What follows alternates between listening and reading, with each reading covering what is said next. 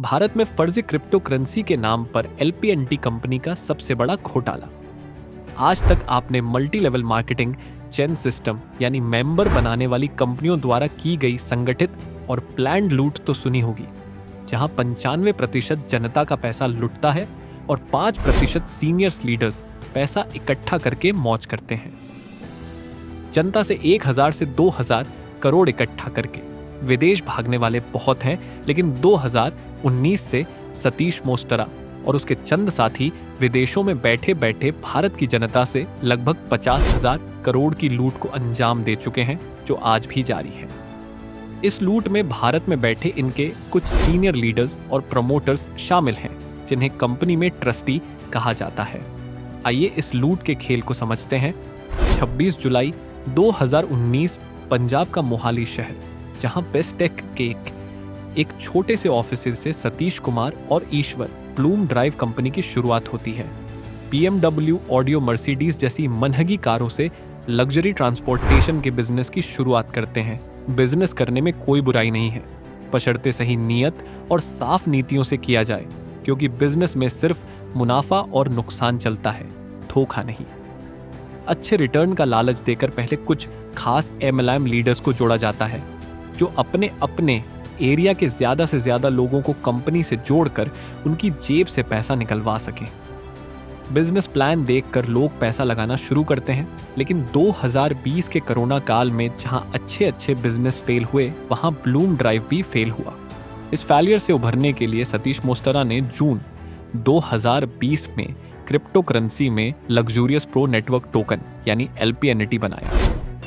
और इस 30 मोस्टरा प्रॉमिस करता है सर आपको, मैं प्रॉमिस करता हूँ आपके द्वारा दिया गया एक एक पल, एक एक पैसा, एक एक लम्हा लग्जूरियस प्रो ग्रुप आपको उसकी क्या रिटर्न देगा सर, आप बिलीव भी नहीं कर सकते हैं कि आपको क्या रिटर्न मिलने वाली है। 3 का 300 3000 ये कहाँ तक जाने वाला है sir, you can't imagine, trust me. जिसकी कुल सप्लाई 8 करोड़ बताई गई। ब्लूम ड्राइव की पिछली देनदारियों और घाटे को पूरा करने के लिए जनता की जेब से पैसा निकालने की रणनीति तैयार की गई।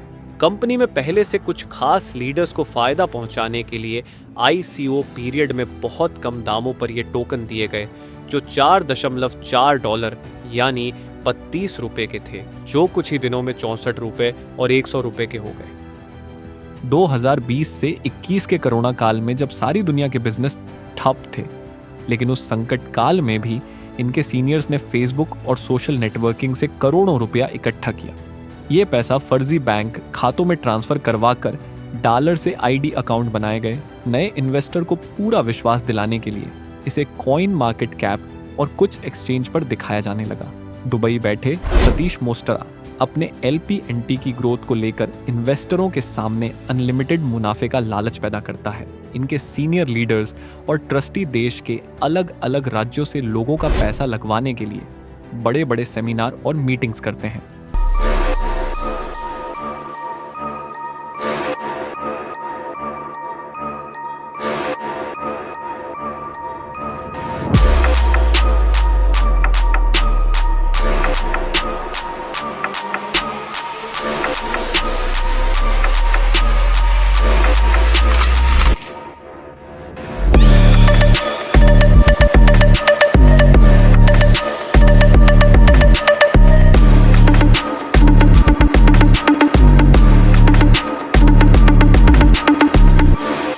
साल 2021 की शुरुआत में अच्छे पढ़े लिखे जानकार लोग भी LPNT से जुड़ना शुरू हुए।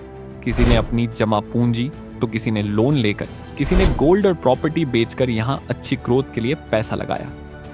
1 अगस्त 2021 को जो LPNT $5 का दिख रहा था, वो 14-15 अगस्त 21 को $100 तक पहुंच गया। इस ग्रोथ को देखते हुए अधिक से अधिक लोग इस दौरान LPNT के इन्वेस्टर बन गए। जहां पैसा कैश या फर्जी बैंक खातों में ट्रांसफर करवाया जाने लगा। उनका पैसा 18, 36, 48 और 60 महीनों के लिए फिक्स करके हर महीने 3 से 6% डिविडेंड डॉलर की शेप में देने लगे, जो सिर्फ सीनियर लीडर्स से ही कैश होता था या उससे नए अकाउंट लगाए जाते थे। इनका असली खेल फरवरी मार्च 2022 में समझ में आया, जब LPNT का रेट लगातार गिरने लगा। इनके सीनियर्स, लीडर्स और ट्रस्टियों के 32 रुपए के रेट के टोकन सिर्फ 18 महीनों में 5,000 से 6,000 के रेट में बिके।